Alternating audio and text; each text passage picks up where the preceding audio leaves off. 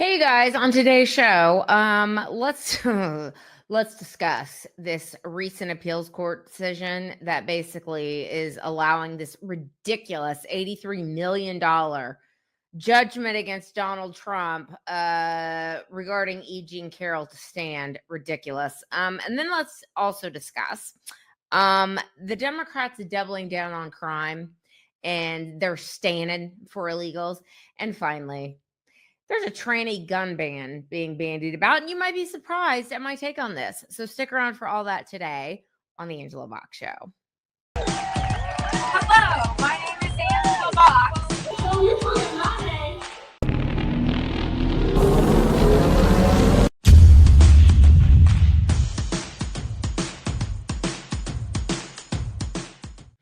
Okay, guys, E. Jean Carroll, that bag of bones, who listen, let me just stipulate this.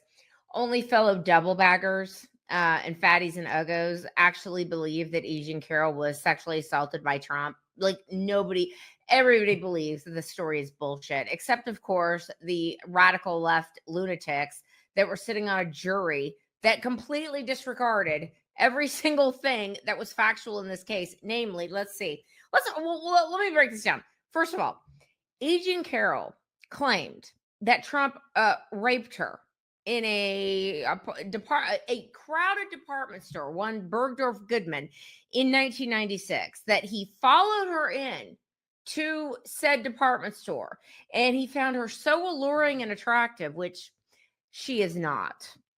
She was not then, and she is not now. Followed her into said department store. One of the most famous men in New York City, one of the most famous men in America by that point, and nobody has any recollection of this ever happening or seeing him on that day or whatever, follows her into a changing room and then has his way with her against her will. And supposedly, there was no outcry. She didn't scream for help. Nothing. Not only that, so she didn't report this ever. She didn't report it. She's also got 7 other men that she claims raped her, that she never never filed a police report about. I mean, this woman is just like, she's just, every man wants this one. Anyway, so many things about this case stink to high heaven. The dress that she claimed that she was wearing the day that said alleged sexual attack happened. Donna Karen even came out and was like, I didn't even have that dress out until 1998. So this dress that she wore on the cover of, like, I don't know, what was it, New York Magazine or something like that. She's like, this is the dress that I was wearing when Trump raped me. And Karen's like, yeah, no, sorry.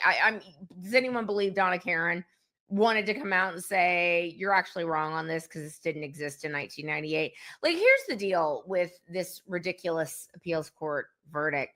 Basically, they said that Trump did not come out with anything that would make them rethink their $83 million judgment. It's like, well, what about the fact that there are no facts to support this whatsoever? Do we not live in a civil society where you actually have to have proof?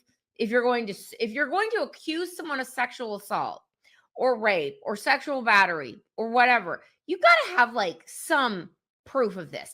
One single witness, one outcry that you made to a friend, like a contemporary outcry witness, like Juanita Broaddrick had. Okay, Juanita Broaddrick, who was credibly raped by Bill Clinton.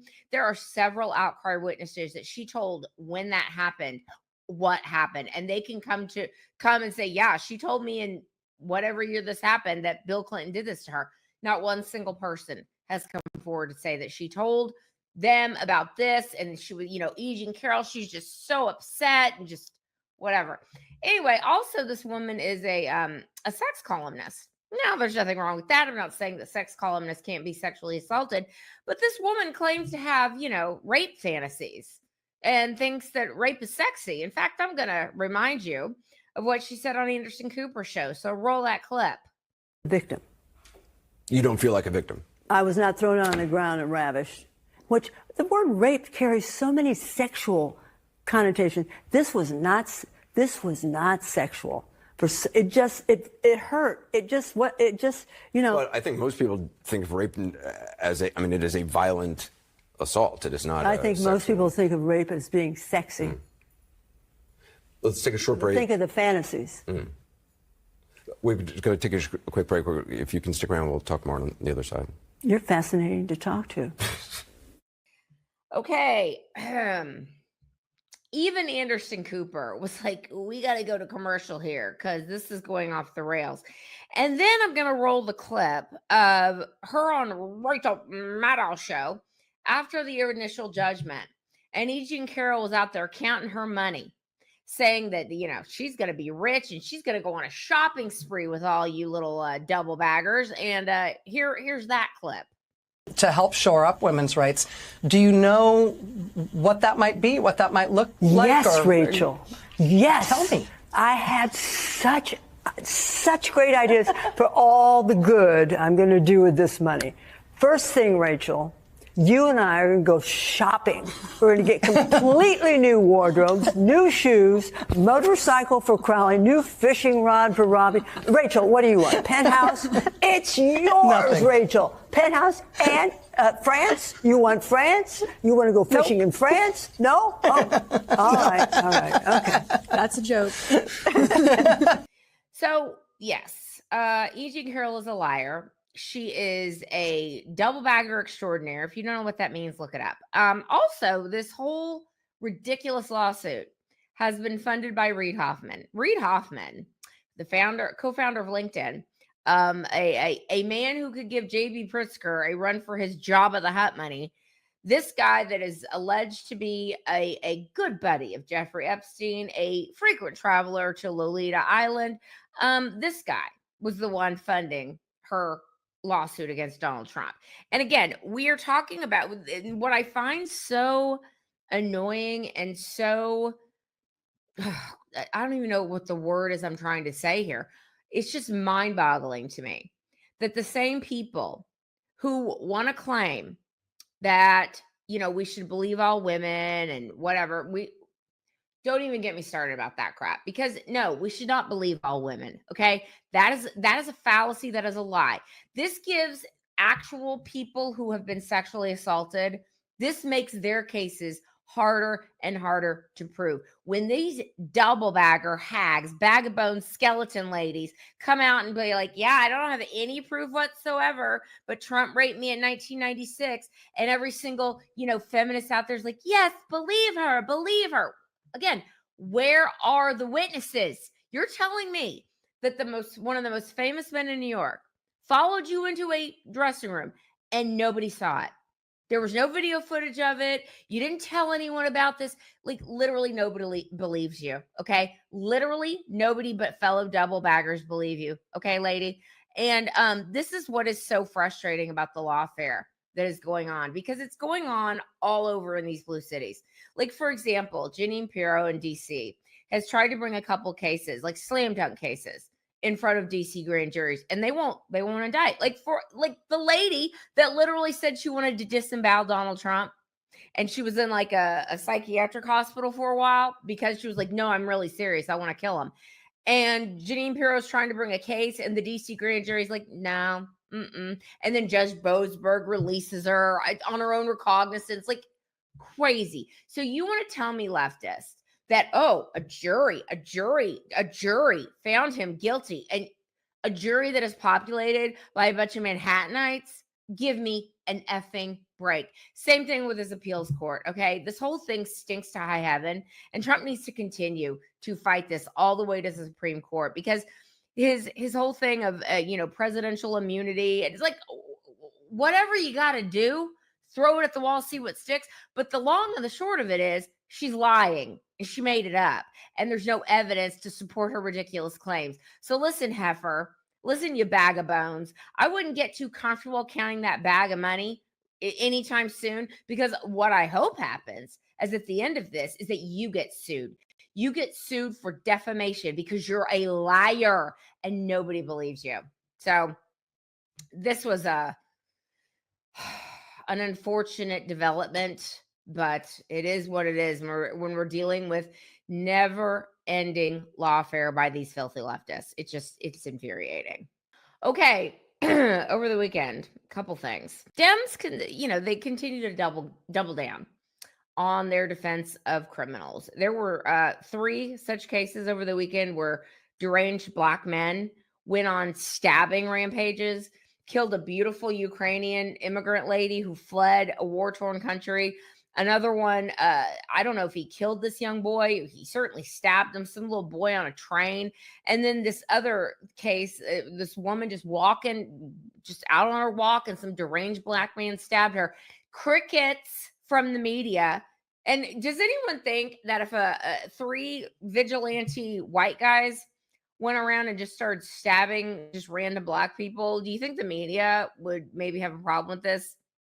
I think we know the answer to that. And it's like, why is it always?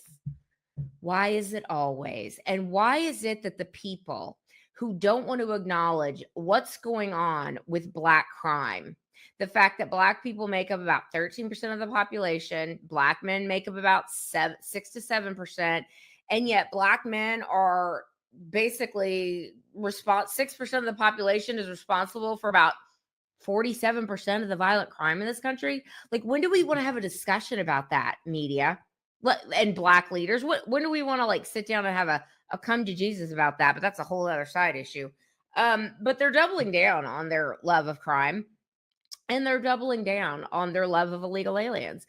So over the weekend, the latest Democrat talking point about Trump going into DC, or Trump going into Chicago or New Orleans or Baltimore or Portland, which he should just go. They're all committing, as far as I'm concerned, they're all committing insurrection, because they're all out there being like, we're sanctuary cities and we're not going to help ICE round up illegal aliens. It's like, okay, well then you're committing insurrection. So we're sending in the National Guard. And I think that's what's eventually that's what we're leading up to here. So Trump is going to tell all these people, well, you're in violation of, what I can do as president of the United States. And the Supreme Court came out today and slapped down some Biden judge who said that, Trump can't do sweeping immigration raids in LA. It's like, listen, I don't know if these judges, I think they're just kicking the can, doing this lawfare, because they know that eventually it's going to get to the Supreme Court. And the Supreme Court said, much to our chagrin, when this came down years ago, when Arizona was trying to basically enforce the laws that the federal government wouldn't enforce. And the Supreme Court is like, sorry, immigration is a federal issue. And the Obama administration, I mean, sorry, but you can't do the work of the federal government. And so all of these cases are going to get kicked out, okay? But they don't care. They're doing it anyway. They're doing the most lawfare they can possibly do.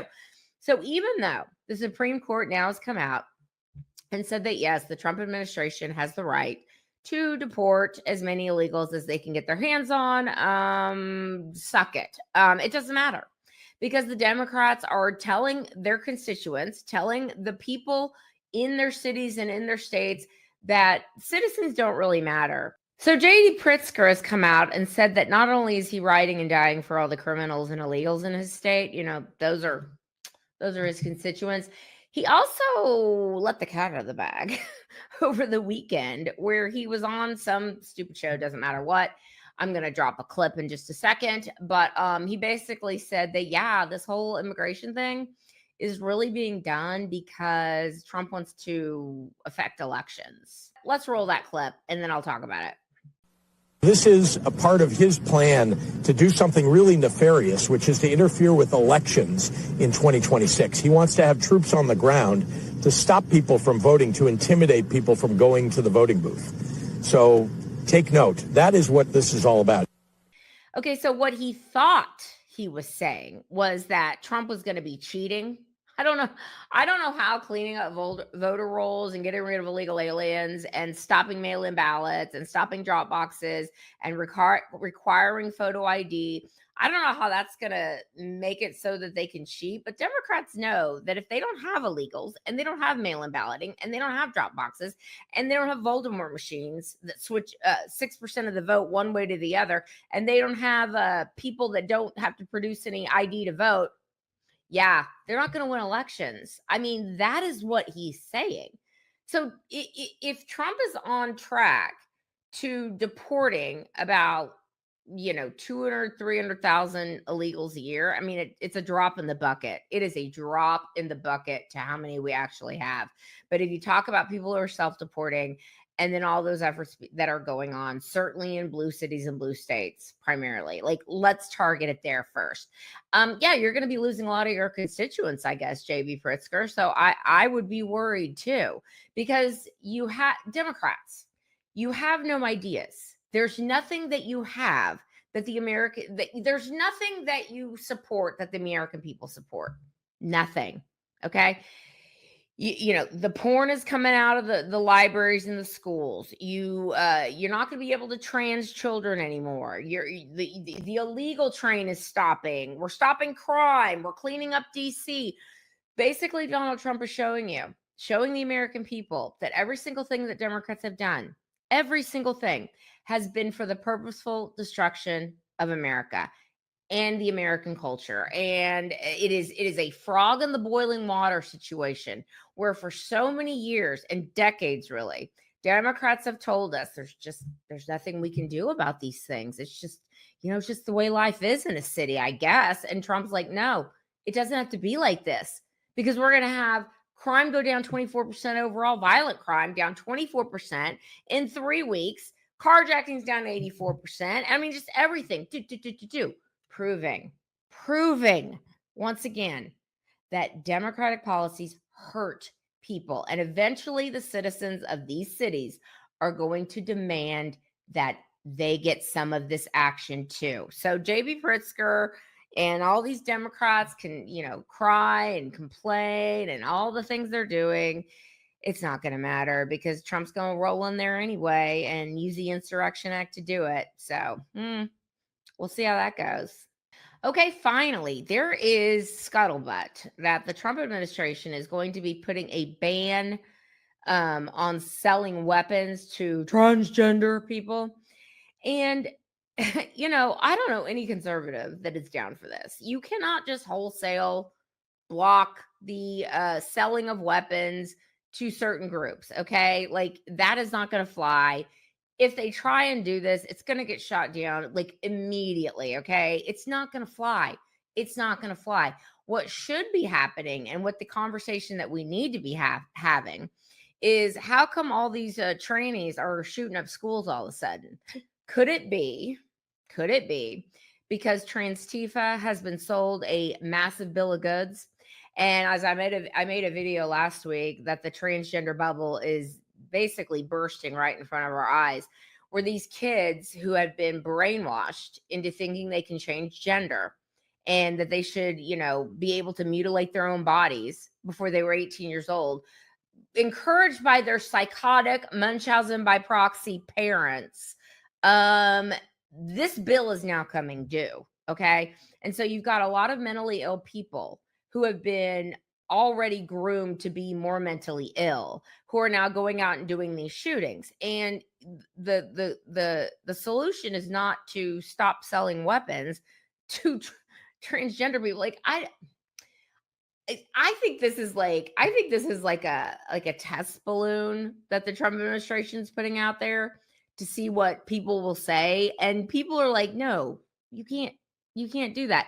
And to our credit, to conservatives' credit, I would feel this way if this was, I don't even know. I don't know the correlation that we would make with Democrats, because everything Democrats do is ridiculous. But this is ridiculous. Okay. Not every transgender person is going to commit a crime. Okay. Not every tranny is going to shoot up a school. So we can't wholesale deny the sale of weapons to law-abiding people. Okay. Now, granted, perhaps we should, it's a slippery slope. You can't do it. Okay. So I don't see this thing going anywhere. I think the real talk we need to be having is the mental health situation in this country, and Trump talking about bringing back insane asylums. I think this is something that really needs to be discussed. And the fact that there's all these homeless people who are clearly mentally ill or clearly drug addicted, like these people need help. And these transgender individuals, especially the kids who have been brainwashed and groomed, deserve someone to have them say, I'm so sorry that this has happened to you, but this is not reality. Okay. And the solution for what your parents did or what your governor, like Gavin Newsom, did, or Tim Walz, the solution is not to go up and shoot up a school and kill Christian kids.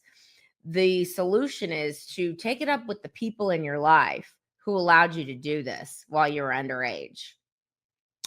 Anyway, that's just my take on that. I doubt any real MAGA person would have a different take. So I don't know. I just got a call from Isaiah Factor Uncensored, and they were like, hey, do you think this ban should be a thing? And I'm like, no. And he's like, oh, we're trying to find someone who agrees with it. I'm like, well, good luck with that, because nobody agrees with that. Anyway, maybe you do. Let me know what you think down below. That is my time. So like, subscribe, do all the things, and I will see you in the next video. Thy will be done. Bye.